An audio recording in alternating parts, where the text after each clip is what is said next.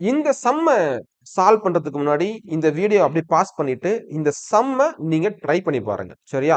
அதுக்கப்புறம் நான் சால்வ் பண்ணத நீங்க வெரிஃபை பண்ணிக்கலாம். ஓகேவா? இப்ப பாருங்க.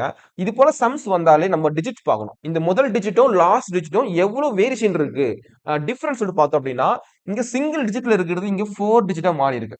இப்போ ஒரு நம்பர் பெரிய நம்பரா மாறுது அப்படின்னா, கண்டிப்பா அங்க பெருக்கல் என்பது அங்க பயன்படுத்தியிருப்பாங்க. மல்டிப்ளிகேஷன் அங்க பயன்படுத்தியிருப்பாங்க.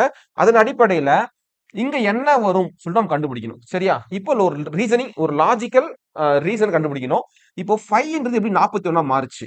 41 28 258 எப்படி மாறுச்சு? இதான் கண்டுபிடிக்கணும். ஓகேவா? அப்போ பெருக்கி இருக்காங்க அப்படின்னா, ஃபர்ஸ்ட் 2, 3, 4, 5, 6 சொல்லிட்டு நம்பரா பெருக்கி பார்த்துட்டு கூட்டி பார்க்கணும். அதன் அடிப்படையில என்ன லாஜிக் வருது அப்படின்னா, 5 into 6 plus 11 இது பண்ணீங்க அப்படின்னா கிடைக்கும். 6 30 30 11 41. ஓகேவா? சரி 41.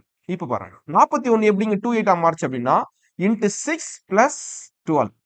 இங்க பாத்தீங்கன்னா இந்த 1 2 3ன்றது ஏறினே வரும். 11 12 13 14 16 சொல்லிட்டு போயிட்டே இருக்கும்.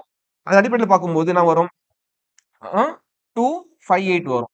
அதே போல 258 into 6 plus 13 பண்ணீங்க அப்படின்னா 1561. ஓகே, இங்க 1561 into 6 போட்டு 14 போட்டோம் அப்படின்னா என்ன வரும் தெரியுமா?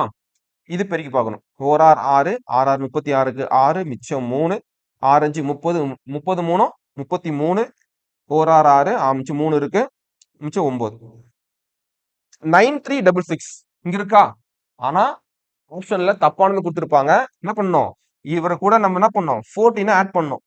14 ஆட் பண்ணா வரும் 10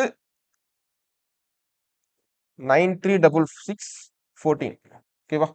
ஸோ 14 போட்டோம் அப்படின்னா 10க்கு 0 மிச்சம் 1 7 7 8 9380. So option C is right answer. ஓகேவா?